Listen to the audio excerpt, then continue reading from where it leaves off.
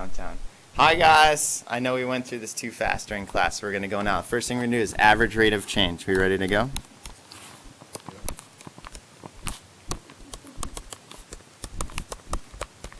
So I'm not like a sage, is that the right word? But usually AP has some kind of a table, and it's like 1, 2, 3, 4, 5, 6, and you got like 10, 12, -3, 8, 15, and 12.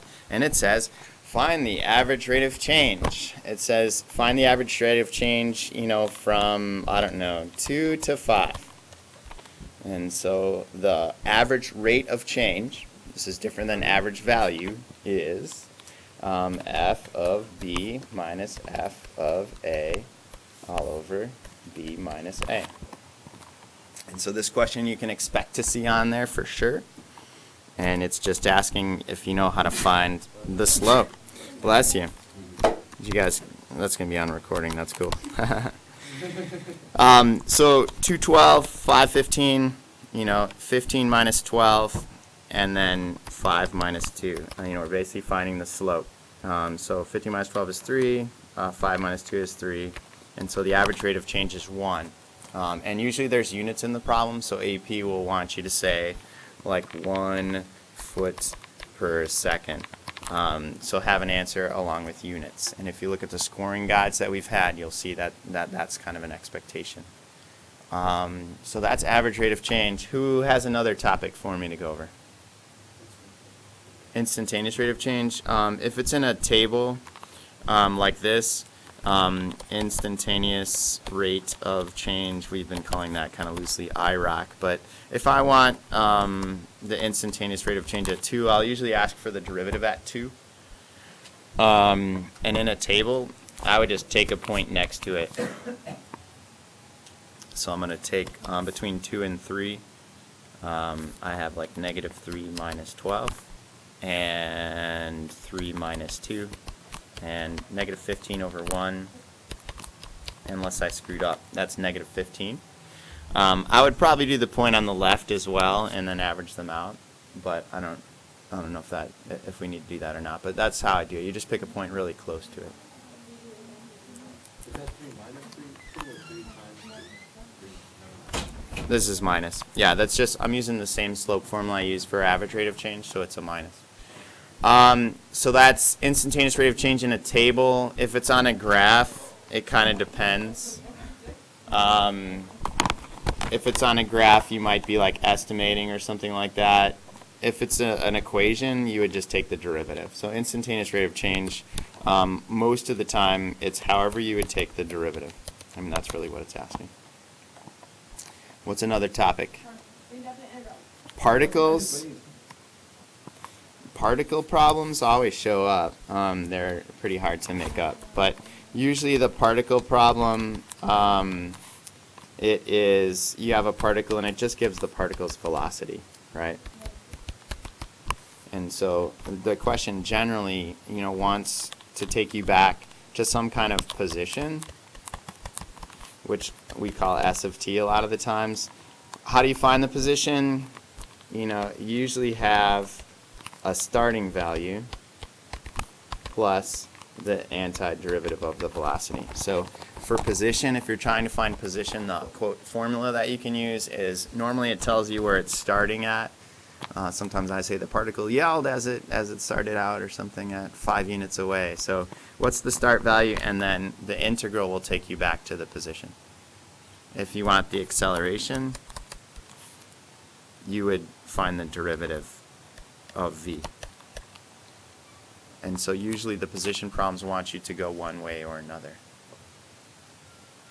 It might ask you, what's the farthest away, so get to like a max-min idea. And that's good because you have the velocity and you'd be looking for where the velocity is equal to 0. So that's usually how those problems work. One of the important things to note for those particle problems is the difference between like change in position versus like total distance traveled.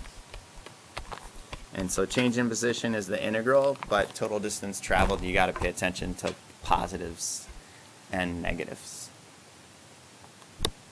So area, all right, area, let's say just we have root x and maybe g of x is x squared. So, you know, this is my favorite problem, but it gets to the point.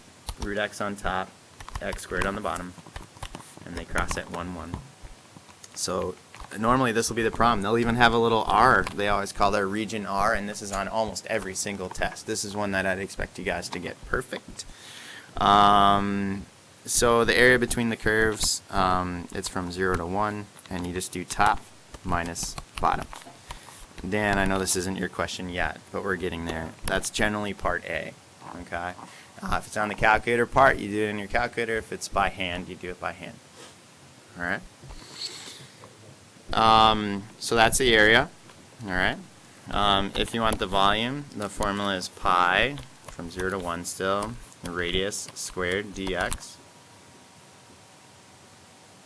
And so the question is, what's the radius? Uh-oh, we kind of have, what do we have special for this particular problem?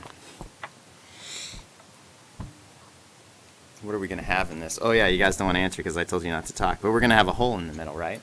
So you can use this if there's one function, but if there's two, you know, you got to do that, and then you got to subtract the other function as well. All right? So the furthest radius is root x, and the closest radius is x squared, and you would kind of work that out. So basically you're finding the area of like the biggest cylinder, and then you're subtracting kind of those interior ones from it. And the formulas are back here on the wall, which if you're watching the video you can't see, so take a picture of that before you leave. But I'm using the bottom formula up there. And then C, this is your question, I think. Cross-sectional, you wanted squares, right? So the question is, what if you have a square coming up off the graph? All these little squares. And so what I'll do is, from 0 to 1, I'll find the area of one square, and then integrate it. Add them all up. So you got integral 0 to 1 dx. Okay, so what I want to do is find the base. This is the base right here. This is the base. This is the base. This is the base. This is the base. So the base is root x minus x squared. I want to say the base is root x. I want to say the base is root x, but you have to subtract out the bottom part, x squared. And so that's the base of the square. And we have to do base times height, but for a square, the base and height are the same. So for that one, I just squared it. Yep, for complete. But how to integrate on a calculator? Okay, let me get some more room for us. Let's say we want to integrate, I don't care, x cubed plus 5 from, 2 to 7. All right, we want to integrate that in our calculator. The syntax we'll use, you got to go to y1 and type in x cubed plus 5, but the syntax we'll use is function integrate, depending on your calculator. Y1 x will start at 2 and end at 7 for this. So that's what you'll use, that's what you'll type into your calculator. You have to know this. You have to have a calculator that works, and you have to use this. There's some problems that the only way you'll be able to do it is if you know how to use your calculator in this way. So you have to be able to do this. Here's my calculator. You turn your calculator on. I have some old stuff in there. I'm going to clear out all that old stuff and type in x cubed plus 5. You have to know this. You have to know this.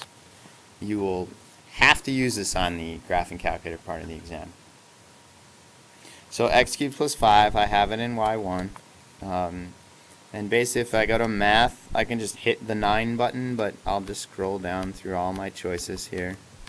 Oh look, you can do the derivative in 8, but here's function integrate is 9. Y1, some calculators you type it in, but for this one I'm going to go variables and then over to y variables and then basically hit enter twice. It's a function and I'm typing in y1. Comma is the comma button above the 7. X is just this X button right here. You're saying integrate the function I'm telling you to integrate with respect to x, and then you tell it to start at 2 and end at 7, and then it'll do it for you.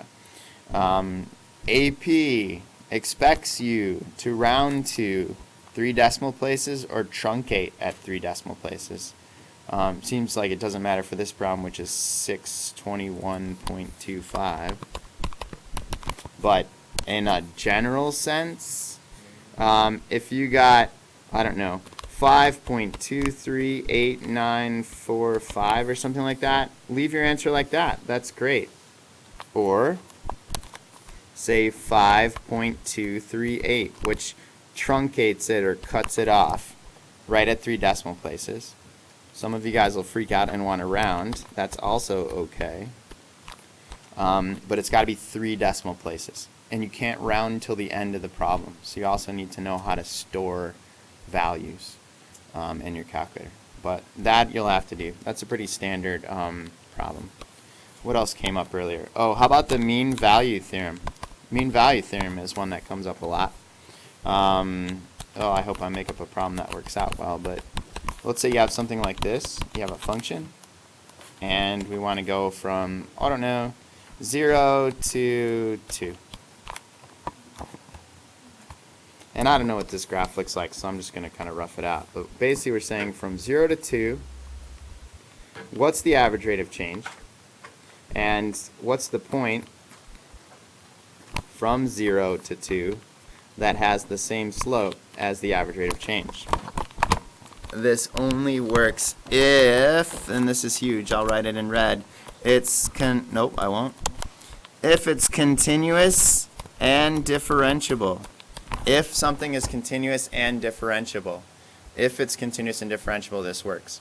How do you do it? You basically plug in 0, and you get 0, 7, and you plug in 2, and you get 4 plus 10 plus 7, 17, what is that, 21?